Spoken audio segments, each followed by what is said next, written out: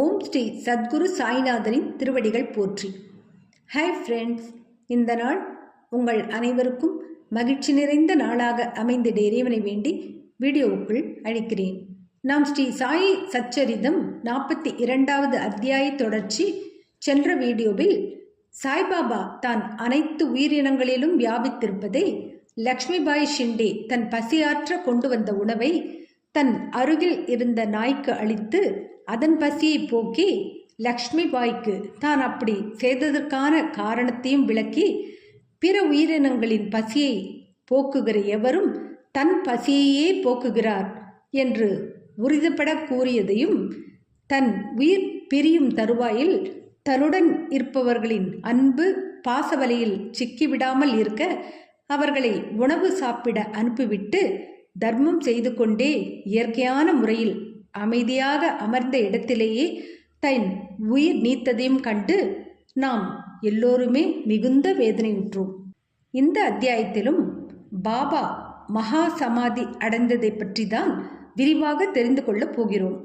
பாபா உயிர் நீத்ததை கண்டு மக்கள் எப்படியெல்லாம் துடித்திருப்பார்கள், அவரின் உடல் எங்கு அடக்கம் செய்யப்பட்டது, அதற்கு முன் நிகழ்ந்த நிகழ்வுகள் எல்லாவற்றையும் தெரிந்து கொள்ளப் போகிறோம். வாங்க வீடியோவுக்குள் போகலாம். அத்தியாயம் 43 and 44. பாபா மகா சமாதி அடைதல் தொடர்ச்சி. ஏற்பாடுகள்: சமாதி மந்திர், கோவில், செங்கல் உடைதல், 72 மணி நேர சமாதி, ஜோகின் துறவு, பாபாவின் அமுத மொழிகள். அத்தியாயம் 43ம் 44ம் பாபா மகா சமாதி அடையும் நிகழ்ச்சி பற்றியே குறிப்பிடுவதால் அவைகள் ஒன்றாக எடுத்துக்கொள்ளப்படுகின்றன. முன்னேற்பாடு: ஒருவன் மரணத் தருவாயில் இருக்கும்போது அவனது போகும் வழி இயற்கையாகவும் எளிதாகவும் இருக்கும் பொருட்டு உலக விஷயங்களிலிருந்து அவன் மனதை மீட்டு ஆன்மீக விஷயங்களில் நிலைத்திருக்கச் செய்யும் எண்ணத்துடன் சில மத சம்பந்தமான நூல்கள் பாராயணம் செய்யப்படுவது இந்துக்களிடையே உள்ள பொதுவான வழக்கமாகும். ஒரு அந்தண ரிஷியின் புதல்வனால் பரீட்சித்து மகாராஜன் சாபமிடப்பட்டு மரணத் தருவாயில் இருந்த நாட்களில் மாபெரும் ரிஷியான சுகர் புகழ்பெற்ற பாகவத புராணத்தை சப்தாகம் அவருக்கு விளக்கினார். இப்பழக்கம் இன்றளவும் பின்பற்றப்பட்டு பகவத்கீதை, ஸ்ரீமத் பாகவதம், இன்னும் பல புனித நூல்களும் மரணத் தருவாயில் இருப்பவர்களிடம் வாசிக்கப்படுகிறது. கடவுளின் அவதாரமான பாபாவுக்கு அத்தகைய உதவி எதுவும் தேவையிருக்கவில்லை. ஆனால் மக்களுக்கு வழிகாட்டும் பொருட்டாக இவ்வழக்கத்தை அவர் பின்பற்றினார். தாம் விரைவில் காலமடையப் போவதை அறிந்த அவர் வசே என்பாரை தம்மிடம் ராம விஜயத்தை படிக்கும்படி கட்டளையிட்டார். வசே வாரம் ஒரு முறை அதை படித்தார். பின்னர் இரவும் பகலும் அதையே படிக்கும்படி பாபா கேட்டுக்கொண்டார். அவர் 3 நாட்களில் 2வது பாராயணத்தை முடித்தார். இவ்வாறாக 11 நாட்கள் சென்றன. பின்னர் மீண்டும் 3 நாட்கள் படித்து களைப்படைந்து விட்டார். எனவே பாபா அவரை போக அனுமதித்துவிட்டு தாமே அமைதியாக இருந்து கொண்டார். தமது ஆத்ம போதத்திலேயே மூழ்கினவராய் தமது கடைசி வினாடிக்காக காத்திருந்தார். 2-3 நாட்களுக்கு முன்னரே தமது காலை சஞ்சாரத்தையும் பிக்ஷாதானம் பெறச் செல்லும் நியமத்தையும் அவர் நிறுத்திவிட்டு மசூதியிலேயே தங்கிவிட்டார். தமது இறுதி வினாடி வரை உணர்வுடன் இருந்து தமது அடியவர்களை மனமுடைய வேண்டாம் என்று உபதேசித்து கொண்டிருந்தார். தாம் சமாதி அடையுள்ள சரியான தருணத்தை அவர் ஒருவருக்கும் அறிவிக்கவில்லை. மசூதியில் தினந்தோறும் அவருடன் காக்கா சாஹேப் தீக்ஷித்தும் பூட்டியும் மதிய உணவு உண்டனர். ஆனால் அன்று அக்டோபர் 15 ஆரத்திக்கு பின்னர் பாபா அவர்களை தங்கள் இருப்பிடங்களுக்கு சாப்பிடச் செல்லும்படி கூறினார்.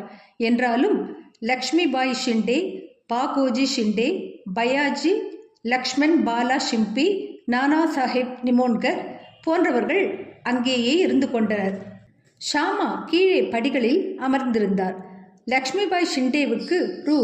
9 கொடுத்த பின்பு பாபா தமக்கு மசூதியில் சௌகரியமாய் இல்லை என்றும் பூட்டியினுடைய தகடிவாதாவுக்கு கல்கட்டிடம் எடுத்து செல்லப்பட வேண்டும் என்றும் அங்கு தாம் நலமுற்றுவிடப் போவதாகவும் கூறினார். இக்கடைசி மொழிகளை உதிர்த்துவிட்டு பயாஜி கோதேயின் மேனியில் சாய்ந்து கொண்டு உயிர் நீத்தார். அவரது மூச்சு நின்றுவிட்டதை பாக்கோஜி கவனித்து கீழே அமர்ந்திருந்த நானா சாஹேப் நிமோன்கரிடம் கூறினார். நானா சாஹேப் சிறிது தண்ணீர் கொணர்ந்து பாபாவின் வாயில் ஊற்றினார். அது வெளியே வந்துவிட்டது. பின்னர் அவர் பலமாக "ஓ தேவா" என்று கதறினார். பாபா சிறிதே தமது கண்களை திறந்து "ஆ" என்று மெல்லிய குரலில் கூறுவதை போன்றிருந்தது. ஆனால் பாபா தமது பூத உடலை சேமமாக நீத்து விட்டார் என்பது சீக்கிரமாக நிதர்சனமாயிற்று. பாபா காலமான செய்தி ஷீரடி கிராமத்தில் காட்டுத்தீ போல் பரவியது. ஆண்கள், பெண்கள், குழந்தைகள் யாவரும் மசூதிக்கு ஓடி வந்து இந்த இழப்பின் துயரை பல்வேறு விதங்களில் வெளியிட்டனர். சிலர் பலமாக கதறினர், சிலர் தெருவில் உருண்டு புரண்டனர், சிலர் மூச்சையிட்டு விழுந்தனர். எல்லோருடைய கண்களிலிருந்தும் தாரை தாரையாக நீர் வழிந்தது. அனைவரும் வருத்தத்தால் பீடிக்கப்பட்டிருந்தனர். சிலர் சாய்பாபாவின் மொழிகளை நினைவூட்டிக் கொள்ள ஆரம்பித்தனர். வரப்போகும் காலங்களில் தாம் ஒரு 8 வயது பையனாக தோன்றப்போவதாக மகாராஜ் சாய்பாபா தம் பக்தர்களிடம் தெரிவித்ததாக சிலர் கூறினர். இவைகள் ஞானியின் மொழிகள். எனவே இது குறித்து யாரும் ஐயுற தேவையில்லை. ஏனெனில் கிருஷ்ணாவதாரத்தில் சக்கரபாணி மகாவிஷ்ணு இதே காரியத்தை தான் நிகழ்த்தினார். சிறையிலிருந்த தேவகியின் முன் கிருஷ்ணர் ஒளி பொருந்திய நிறத்தினராகவும் தமது 4 கரங்களிலும் ஆயுதங்கள் தரித்த 8 வயது பையனாகவும் தோற்றமளித்தார். அந்த அவதாரத்தின் போது கிருஷ்ணர் பூமியின் பாரத்தை குறைத்தார். இந்த அவதாரம் தமது பக்தர்களின் முன்னேற்றத்திற்கானது. எனவே ஐயத்துக்குரிய காரணம் எங்கே உள்ளது? ஞானிகளின் வழியோ உண்மையான அறிவெல்லை கடந்தது. சாய்பாபாவுக்கு தமது பக்தர்களுடன் உண்டான தொடர்பு இந்த ஒரு தலைமுறைக்குரியது மட்டுமன்று. அது கடந்த 72 ஜென்மங்களின் தொடர்பாகும். இத்தகைய அன்பு பிணைப்புகளை உருவாக்குதற் பொருட்டே மகாராஜ் சாய்பாபா திக்விஜயம் செய்ய சென்றுள்ளார் போல தோன்றுகிறது. அவர் மீண்டும் விரைவில் திரும்பி வருவார் என்று அவர் பக்தர்கள் உறுதியான நம்பிக்கை பூண்டுள்ளனர். பின்னர் பாபாவின் பூத உடலை எங்கனம் அடக்கம் செய்வது என்ற கேள்வி எழுந்தது. சிலர் முஸ்லிம்கள் பாபாவின் உடல் திறந்த வெளியில் அடக்கம் செய்யப்பட்டு அதன் மேல் ஒரு சமாதி கட்ட வேண்டும் என்றனர். குஷால் சந்தும் அமீர் ஷக்கரும் இந்த கருத்தையே கொண்டிருந்தனர்.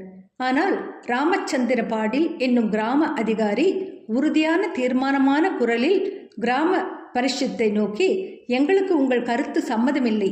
வாதாவை தவிர வேறு எவ்விடத்திலும் பாபாவின் உடல் அடக்கம் செய்யப்படக்கூடாது என்று கூறினார். மக்கள் இந்த விஷயத்தில் கருத்து வேறுபாடு கொண்டு 36 மணி நேரம் வரை இதை பற்றி விவாதித்து கொண்டிருந்தனர். புதன்கிழமை காலை பாபா லக்ஷ்மண் மாமா ஜோஷியின் கனவில் தோன்றி அவரை தம் அருகில் அழைத்து, சீக்கிரம் எழுந்திரு, பாபா சாஹேப் நான் இறந்து விட்டதாக நினைக்கிறார். எனவே அவர் வரமாட்டார்.